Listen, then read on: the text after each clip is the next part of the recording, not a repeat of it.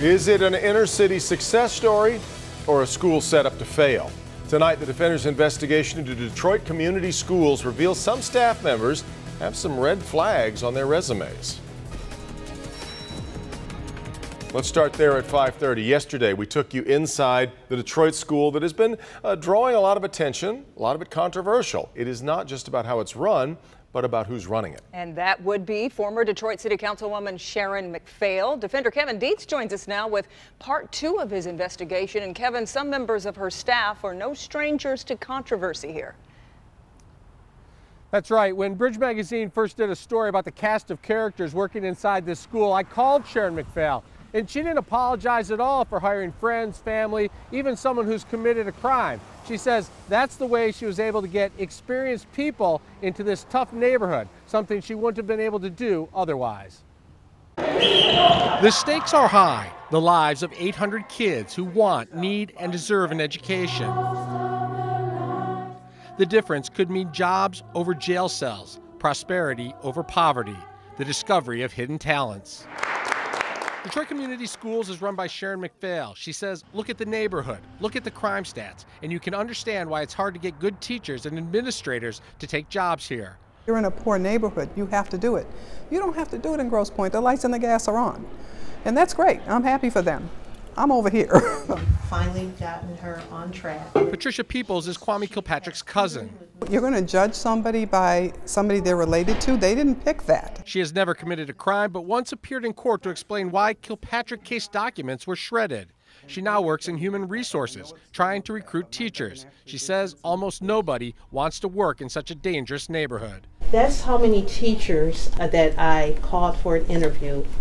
They said, yes, I'm coming.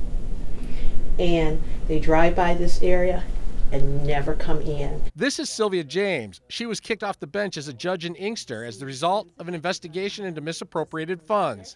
She insists she did nothing wrong and is suing the Judicial Tenure Commission. She says she's well suited to discipline and advise kids in Brightmoor. And I have had students tell me that nobody has ever talked to me this way before. And it helps when you're not always lowering the hammer, but you're explaining why some of the decisions that they're making aren't working well for them. They seem to get it. I get somebody that was a judge for 22 years and is a lawyer, still a licensed lawyer, to be a dean of students.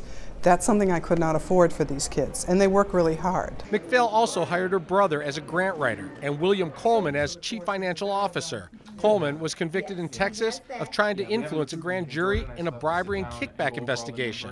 McPhail says these hires put overqualified people in positions that would be difficult to fill. I'm not apologizing for hiring people that do a wonderful job and help these kids. McPhail says she could easily make more than the $130,000 she's paid every year, and that her hires are not about padding pockets, but rather getting disadvantaged kids to college.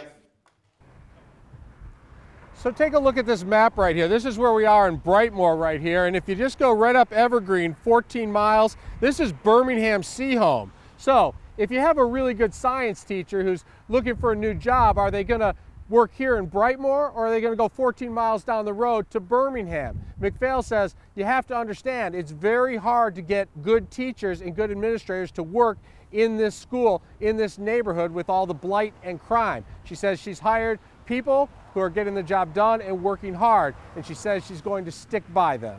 Kevin Dietz, Defender. Well, Kevin, I guess the bottom line here is, are they getting the job done or not? Do we know, are things better or worse with McPhail and her team? Right, exactly. So things have gotten better under McPhail.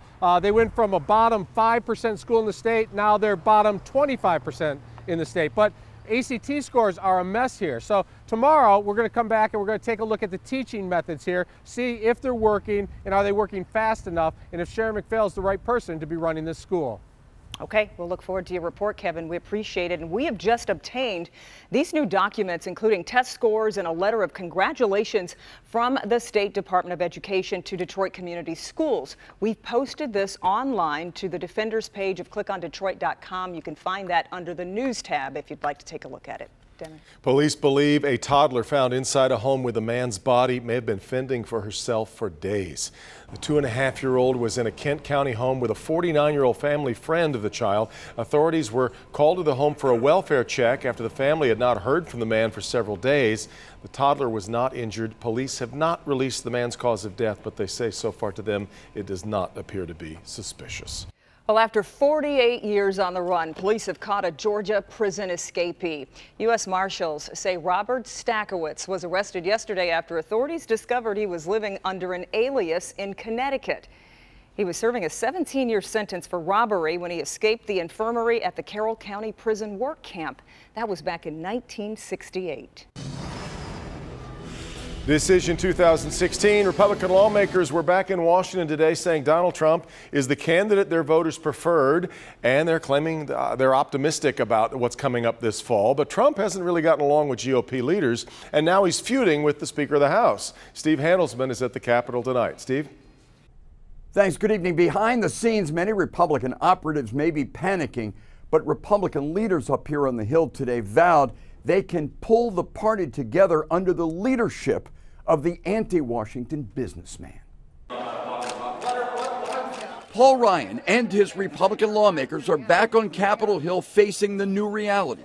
Donald Trump, their presumptive presidential candidate, in a struggle with the Speaker, who talked to the Wall Street Journal. We shouldn't just pretend that our party is unified when we know it is not. Trump tweeted, "I look very much forward to meeting with Paul Ryan and the GOP party leadership on Thursday in D.C. Together, we will beat the Dems at all levels." Trump is closer, but trails Hillary Clinton nationally by 5 in today's NBC News SurveyMonkey poll. A 5-point win, if that actually occurs in November, would be a pretty big win for Democrats. It would allow them to pick up numerous Senate seats and House seats. Republican leaders want Trump to change his tone, but they sounded upbeat. We're looking forward to having a cordial meeting to discuss the way forward. We know that Hillary Clinton will be 4 more years of Barack Obama. I think that's going to, in the end, be enough to unify Republicans across the country. But they're among the Washington elite. We are being led so stupidly by these people. Trump is campaigning against. West Virginians are voting today in their primary, where on the Democratic side, Bernie Sanders is polling first. He's beating Trump nationally by 13 in the NBC News poll, far more than Clinton. If you want the strongest candidate to defeat Donald Trump, that's us. Republicans figure whoever they face, they need unity. Unity is the goal of the Thursday GOP summit. The question is, what might Donald Trump demand to make that deal? From Washington, Steve Handelsman, Local 4. Quite a question, Steve. In a sign, the Clinton campaign may be a little worried about the momentum behind Bernie Sanders right now. The Clinton campaign purchased roughly $175,000 worth of TV ad time in Kentucky. Clinton's camp had cut off the ad buys for the past few weeks.